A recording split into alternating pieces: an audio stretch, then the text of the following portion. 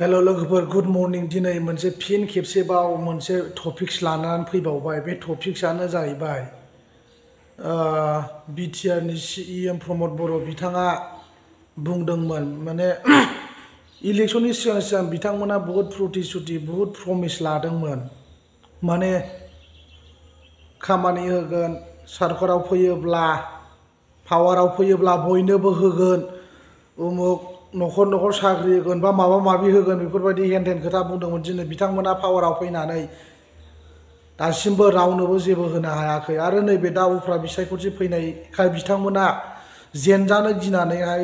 बिथांमोना ओरैबायदि पलिटिक्स खालामगासिनो दङ गामिनि जाम्बा जाम्बिफोरखौ फिन खेबसेबाव आरो थगायनो हायो नामा बैबायदि सिस्टेमेटिक पजिशन बिसोर खामानि मावगासिनो दङ रायजोफोर रावबो इउपिपिएलआव भट दाहो जेब्लासिम इउपिपिएल सरकार थागोन अब्लासिम दंसनि लामायाव लोगोफोर गोसोआव लाखा बयखौबो आङो बे भिडिअनि गेजेरजों खावलायो रावबो इउपिपिएलआव भट दाहो लोगोफोर जोंखौ बड'लेण्डखौबो थगायबाय आरो जोंखौ आरो जाख्ल'जोबनायनि लामायाव एक्सप्लयटिं खालामनाय बिथांमोना बुंदों एक्सप्लयटिं खालामनायखौ जों सहायनो हायियाव पलिटिकेलाव ओंखारनांगौ जादों दिनै गावसोर पलिटिकेलाव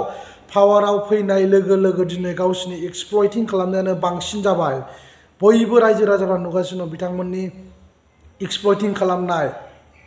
आरो जायफोर गोरों गोरा बिसोरल' जागासिनो दं रायजोफोर जाम्बा जाम्बिखौ थगायनानै भट लानानै देरहाखांनायनि उनाव बिथांमोना दिनै गावसोर प्रतिश्रुति होदों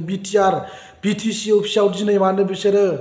सिस्टेमेटिक पजिशन माने टाइम टेबोल बानायना दोनखो उमुक दिनाव ओरैबायदि हाबनो मोनो गोदोथ' बिदि नङामोन माने गावसोर दा माने कन्ट्रल खालामनो हायैनि थाखाय बिथांमोना दिनै बिदि सिस्टेम बानायनानै दोनदों रायजो राजाफोर बुजिनानै नाय स्टाडि खालामनानै नाय बिथांमोना मा ब्रेनजों मानसिफोरखौ बाहायगासिनो दङ आरो बिथांमोना बुंदों जेब्ला बिटिसि इलेक्शन जायैनि सिगां बिथांमोना बुंदों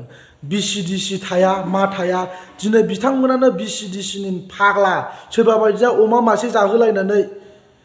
सियारमेन मोनाखै बेसेबां टेनसन जादों बिसोरो जेन'बा मोनैया उमुक होगोन चेयारमेन होगोन मेम्बार होगोन बिथांमोना बुंदों हु इज दा केट मावजिया सोर मावजि गिदिर प्रमद बर'आ सासे मावजि बिगेस्ट केट इन बिटिसि प्रमद बर'आ मासे मावजि बुन्दाबो मावजि सादु आरो बिनि जाखिनि सापर्टारफोर दं मावजि फिसा बिसोर दा रानलायनानै जागासिनो दं बिथांमोना सिगां बुंदोंमोन बिटिसि इलेक्शननि सिगां बिपिएफनि चिफ हाग्रामा महिलारि बिथांखौ बुंदों मावजि बिमा मावजि गिदिर दा मावजि बिमाया सोर प्रमद बर'आ मावजि आरो बिनि जाखिनि सापर्टार्सफोर दं बिथाङा मावजि फिसाफोरनो दा राननानै होगासिनो दं मेकरि आरो आसामनि चिफ मिनिस्टाराबो बुंदोंमोन बिसिडिसि माने कि होननानै बेफोरबायदि खोथा बुंदों व्हाट इज बिसिडिसि बिथांमोना बिदि खोथा बुंदोंमोन आरो बुंदों दिनै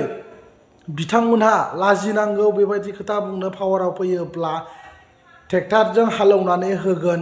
माइ गायनानै होगोन बयनोबो एभ्रि फेमिलि बिटिसिआव बेसेबां गामि दं बयनिबो गामियाव हालुवाफोरनो हालेवनानै होगोन फ्रियावनो ट्रेक्टर हरगोन होननानै बुंदों दिनै पावाराव फैबाय मानो हरनो हायाखै फेक्ट'रियाव थां उमुकाव थां पावाराव फैयोब्ला बयनोबो गंफा ट्रेक्टर होगोन फोरों नोंथांमोननि ट्रेक्टरा बबाव थांखो जायफोर सापर्टारफोर दं बिथांमोन दाहो भट दाहो इउपिपिएलआव जा थगायजाबाय खनसेल' थगायनो हायो मानसिखौ बारे बार थगायनो हाया बिनिखायनो आं बे भिडिअनि गेजेरजों नोंथांमोनखौ जाखिनि सापर्टार्सफोर दंमोन ओरैनो था खामानि मावनानै जा गाव गावबागाव मोनजाबा जा मोनजायाबा था राव पार्टिनि इउपिपिएल पार्टिनि जाम्बा दाजा गलाम दाजा इउपिपिएल सरकारा गावसिनि उदैया जेब्लासिम बुङा पाब्लिकफोरखौ नायनायनि बिसोरना जेबो साननाय गैया आरो सिमां गैया बिथांमोना बे 5 बोसोराव जाखादोंसै लोंखादोंसै आरो 5 बोसोराव जेबो पाब्लिकनि खामानि मावनो हाया आरो बिसोरनि पाब्लिकनि खामानि मावगोन होननाय बिसोरनि जिखिनि प्रमिस जिखिनि प्रतिश्रुति होनाय जिबनावबो बेखारखा आसा खालामनानै दाथा बिथांमोना उमुक दालां मावगोन उमुक इनफ्रास्ट्राक्चार खालामगोन उमुक गामियाव ओरैबायदि होगोन बेकार भट दाहो इउपिपिएलआव भट दाहो जेब्लासिम इउपिपिएल सरकार थागोन अब्लासिम जोबस्रांनायनि लामायाव लोगोफोर दिनै बिथांमोना लाजिनांगौ बिफोर बिटिसि इलेक्शन जायैनि सिगां बुंदों बिसोरो डाइरेक्ट क्लियार बुंखादों बिसोरो बिसिडिसि थाया पन्सायत थागोन दिनै बिथांमोना मानो बिसिडिसि खुलिदों बिसिडिसिखौ मानो गोदान दिगसुबनानै था पन्सायत बानायनानै गावसोर सालाय मानो बिपिएफ लुनाय न' बिल्डिं गिदिर गिदिरफ्राव बिथांमोना दिनै मानो बिसिडिसि सरकार सालायदों बिसिडिसिआव मानि थाखाय 20% 30% मानो दोरखार लादों जब कार्डनि खामानियाव मा दोरखार लानांगौ मा दोरखार दङ इन्डियान कनस्टिटिउसनाव लिरनाय दं नामा जब कार्डनि खामानियाव 20% ला होननानै लिरनाय दं बेनो परिबर्तना आरो लाजिनांगौ मैयाहाय सामथाइबारिना बबेबा जायगायाव माने डाम्पारजों बालाना माबा लाबोबाय थानायखौ माखासे इउपिपिएलनि जाखिनि खर्म मिन्स सापर्टारफ्रा वार्कार्सफ्रा बिथांमोना दम होसे होनानै डनेसन खांदों फैसा बिदों आरो बिथांमोना बुंदों लाइभ खालाम उमुक हो दादागिरि मा सोरनि पावार मोननानै बिथांमोना बेफोरबायदि दादागिरि खोथा बुंनानै बेबायदि दम होनानै नेशनेल हाइवेजों लाबोनाय डाम्पारजों लाबोनाय अन्थाइफोरनिफ्राय बिस्रा डनेसन खांनानै जानायनि बिस्रा माबा राइट्स दं नामा ना प्रमद बर'आ थिनदों दिनै बिथां प्रमद बर'आ होनो हायाबा हाया जाहोनो हायाबा हाया बेबायदि अफिस दाखुलि नेशनेल हाइवे सेराव आरो जाहोनो हायाब्ला हाया लाजिनांगौ प्रमद बर' नोंथाङा गारिखौ फान जाहो लोंहो मालाय पाब्लिकनिफ्राय खस्थ' खालामनानै जानाय मानसिफोरनिफ्राय जिबनावबो डनेसन दाखां नोंथाङा जेबो राइट्स गैया बुजिबाय प्रमद बर' नोङो जानला मानला बेबायदि गावनि सापर्टारफोरखौ अबेबा लामा सामायाव न' बानायफ्लानानै अबेबा अफिस फिसा फिसौ बानायनानै बेबायदि सेंग्राफोरखौ जमा खालामनानै दोननानै जेबो गुन्दै गैया प्रमद बर' राइट्स गैया नोङो हायोबा नोंनि खाथियाव न' लुनानै जाहो लोंहो अमा बेदर जाहो बोरमा जाहो बेदर जाहो होमबासो गोजोनगोन मानसिफ्रा आरो हायाबा हाया प्रमद बर' नोंथां बेफोरबायदि लासिं सिं गारिनिफ्राय फैसा खांलायलायनानै जाहोनाय मानाय बेफोरबायदि खोथाखौ दालाबो लाजिनांगौ प्रमद बर' नोंथां बुजिबाय आरो लाजिनांगौ प्रमद बर' नोंथां ट्रेक्टराफोरो दाथ' माइया मोनबाय प्रमद बर' गामि गामि ट्रेक्टर राननांगौ नोङो आरो जायफोर सापर्टार्सफोर दं इउपिपिएलनि बिथांमोनखौ आं बुङो प्रमद बर'नि न'आव फुङावनो थां गासिबो अल बिटिसिनि मानसिफ्रा ट्रेक्टर बिहै माइया मोनबाय मारा होनांगौ सार आरो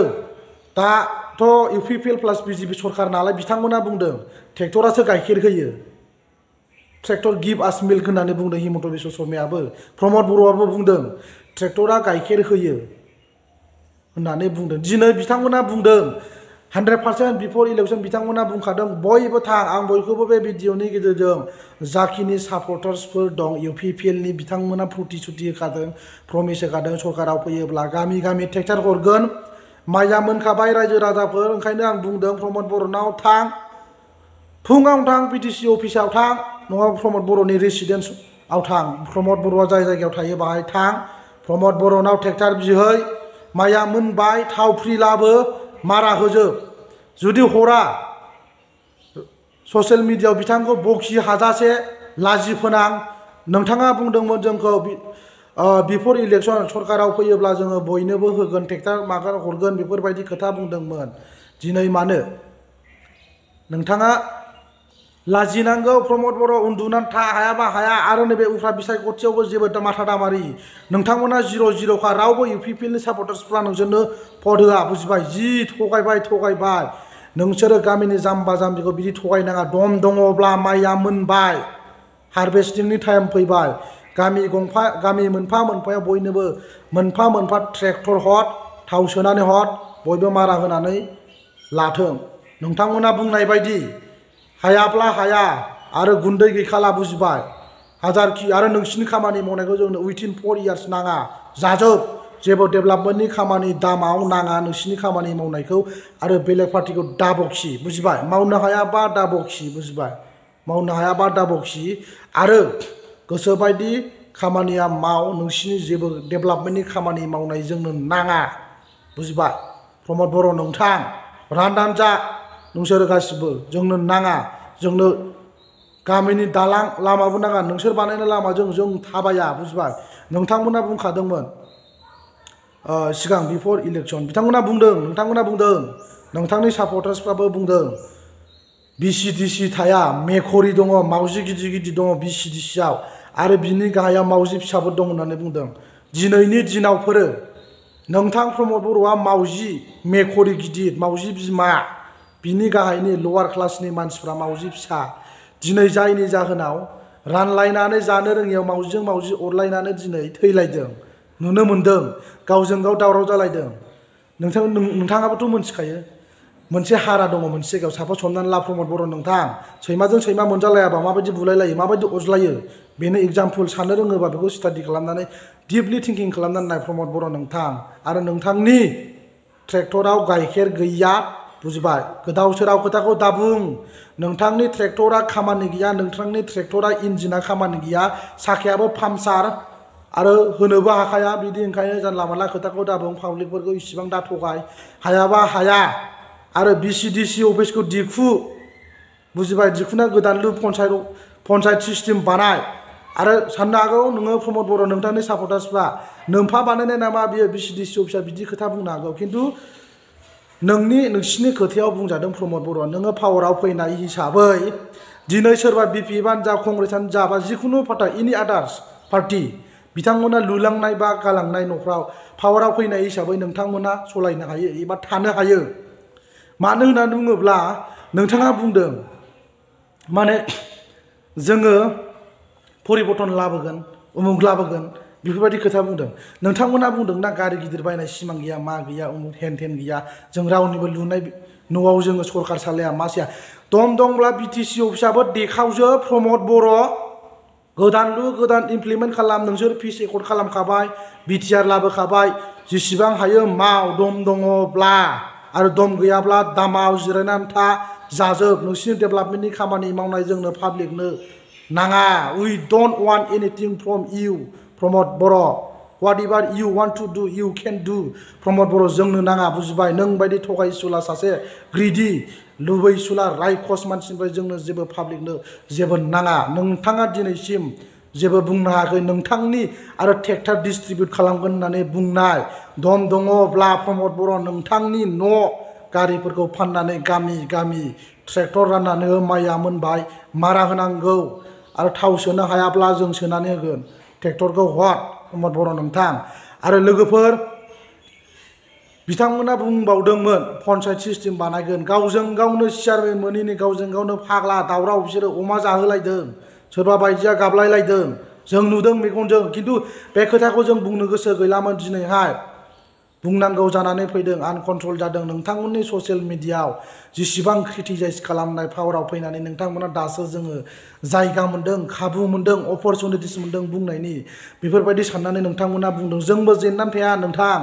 जोंबो अपोजिसन पार्टी बा जिखुनु पार्टी जानानै नोंथांमोननि सायाव बुंगोन जाय बुस्थुआ आनएक्सेप्टेबल जोंबो बेखौ मानिनानै लानो हानाय नङा नोंथां प्रमद बर' जायनि जाहोनाव गामिनि जाम्बा जाम्बि लेखा रोङिखौ नोंथांमोना थगायबाय आरो जायफोर बिथांमोना नायनानै भिडिअखौ मोजां मोनदों